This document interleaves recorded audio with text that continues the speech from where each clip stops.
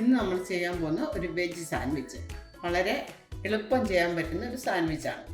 Cabbage പൊടിയായി അരിഞ്ഞത് 1 cup, carrot 1/2 cup, ഉള്ളി ചെറുതായിട്ട് അരിഞ്ഞത് അത് 1/2 കപ്പ്, പച്ച ക്യാപ്സിക്കം അതിൽ ചെറുതായിട്ട് അരിഞ്ഞത് 1/2 കപ്പ്.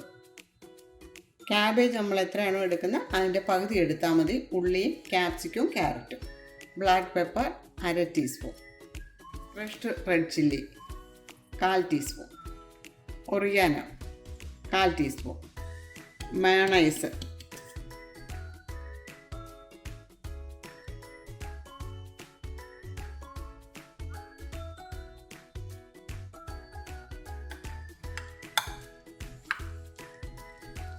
ഇതിൽ ചേർത്ത് 3 ടേബിൾ സ്പൂൺ മയോണൈസ്.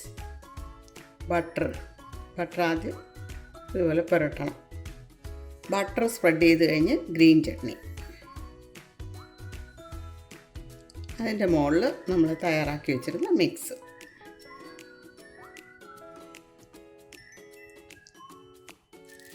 ഇതിനകത്ത് നമ്മൾ വെച്ചിരുന്ന മിക്സ് വെക്കുന്നുണ്ട് അകത്തോട്ടിരിക്കണം, ബ്രെഡിൻ്റെ അരികിലേക്ക് പോരുത്.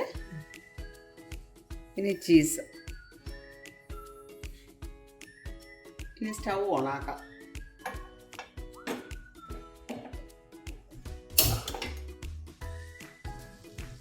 പാൻ ചൂടായി.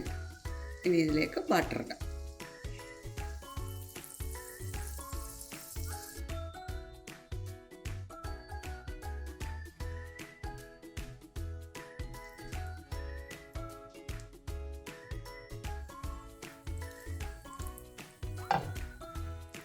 മുകളിൽ ബട്ടർ തൂക്കാം.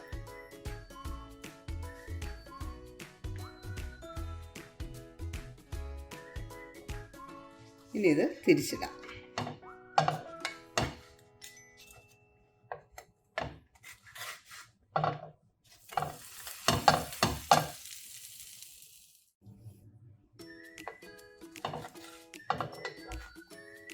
ബാക്കിയുള്ളത് നമുക്ക് ഇതുപോലെ തന്നെ ചെയ്തെടുക്കാം. നമുക്കിനി ഇത് കട്ട് ചെയ്യാം.